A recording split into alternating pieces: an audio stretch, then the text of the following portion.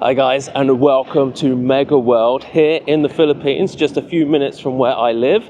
And this place is absolutely ram-packed full of call centers and other BPO systems, basically where all the rich Filipinos here, all the Filipinos which make a very good living out here in the Philippines, they do it by providing services to Western countries.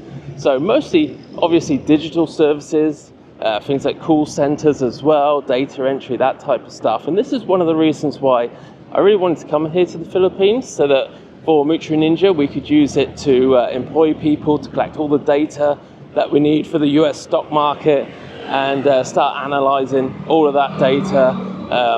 But the problem is, when it came to analyzing the data, I was really planning to use some sort of AI to do that, rather than us having to just sort of look at all these charts and look at all the data ourselves. And that meant I started learning a lot more about AI and how to use it, which then led me to not employ people, but actually use the AI to start collecting all of that data as well.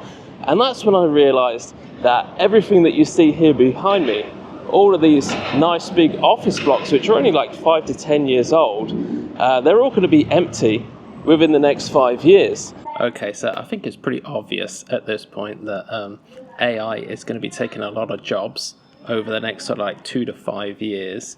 And what I want to do here is just basically show you how I'm investing now.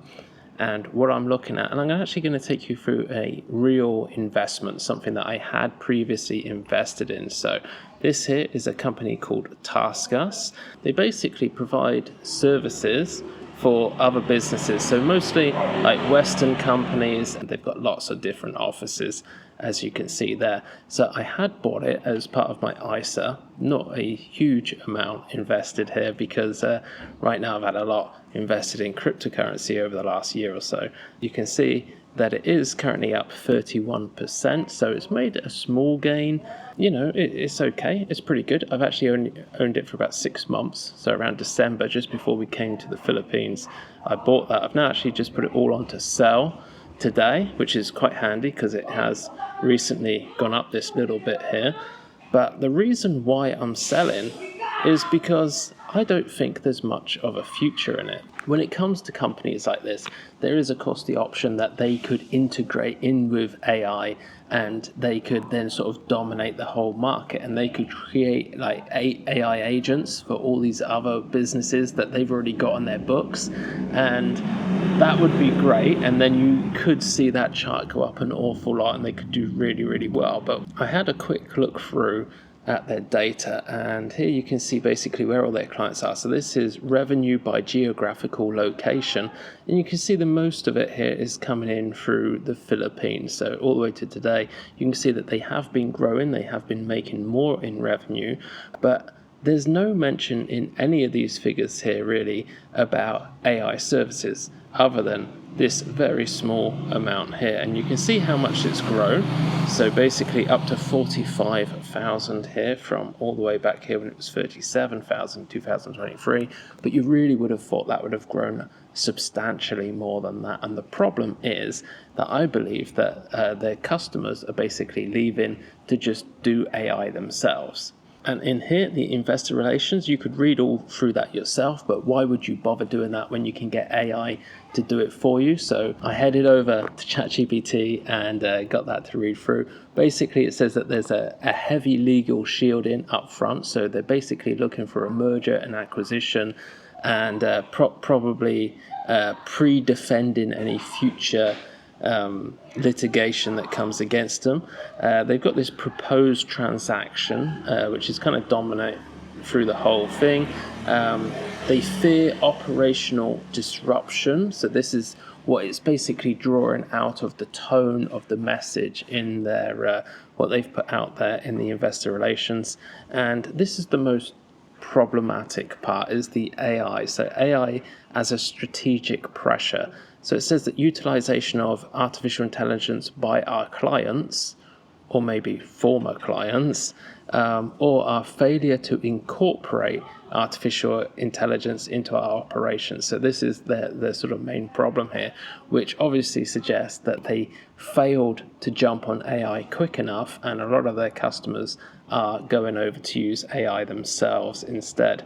And it says here about non-GAAP emphasis, so this is adjusted EBITDA, etc. And it says that they're downplaying the GAAP, and they say that no GAAP helps illustrate trends common when GAAP results are weak or volatile. So they are using adjusted metrics to soften the optics of declining profitability or margin compression. So what does all this say? So basically, I've read through the whole thing. It looks pretty negative, and this is something that you can do very easily. Go to the investor relations page of any company that you're invested in or thinking about investing in, and then get ChatGPT to give you the rundown on just how bad the situation is.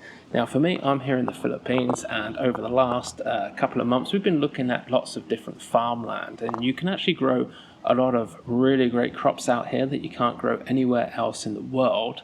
So it's a very unique climate here in the Philippines, and we've been looking at a lot of farmland, because when it comes to AI, well, AI is not going to replace actually growing food, and it's also not going to replace actually making real useful products, like actual products. So what I'm doing over the next couple of years, certainly into the future now, is going to be avoiding services, avoiding things like financial services or any type of services where it can be very easily copied with AI, which is basically now anything digital. Okay, so anything that you can do on a computer, AI is going to be able to do it, light years faster, and of course much cheaper as well. So there's no point investing in that, because I think that in the future, all these services that currently you may be paying like £20-50 per month for certain services, in the future they're probably going to come all the way down to maybe like $5 a month, because there's going to be so much competition by people that just chuck up a competitor very quickly. Something like Uber, Grab here in the Philippines, you can make apps like that now using something called Replit very fast, very cheaply.